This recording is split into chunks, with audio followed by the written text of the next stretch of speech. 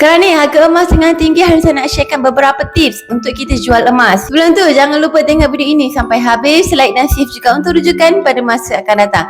Bagi tuan-puan yang berhasrat nak jual emas, sebab sekarang ni manakah harga emas tengah tinggi, pasti kita nak jual emas yang kita ada sekarang ni. So hari ni saya nak sharekan antara beberapa tips untuk sebelum kita jual emas. Yang pertama, nak jual emas menurut guru emas saya Tuan Muhammad Zulkifli Syafi'i, pastikan jual emas pada 3 keadaan sahaja. Yang pertama, bila tiba waktu kecemasan, contoh kita punya simpanan bentuk duit telah pun digunakan, hanya ada simpanan emas sahaja, boleh kita jual emas tersebut untuk kita dapat cash untuk bantu kita pada waktu kecemasan. Dan yang kedua, waktu terbaik untuk kita jual emas ialah bila kita ada peluang untuk tukarkan aset simpanan emas kita kepada aset yang lebih bernilai.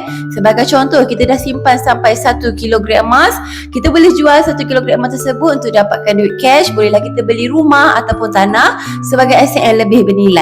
Dan yang tiga, nak jual emas bila kita dah capai matlamat sahaja. Contoh hari ini tuan-puan simpan emas untuk menunaikan ibadah umrah, tuan-puan target simpan 10 dinar.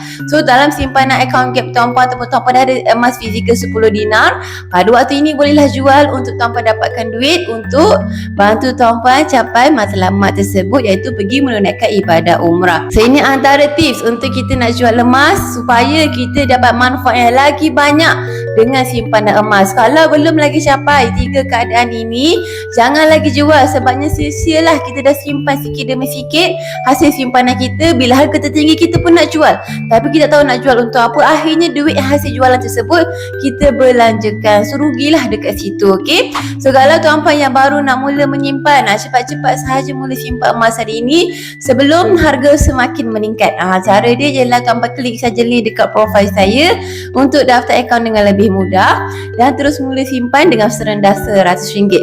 Atau kalau tuan-puan nak kontak saya di nombor ini pun boleh untuk saya bantu tuan-puan daftar akaun emas hari ini dengan lebih cepat. Akhir kata, macam biasalah, senangnya nak simpan emas.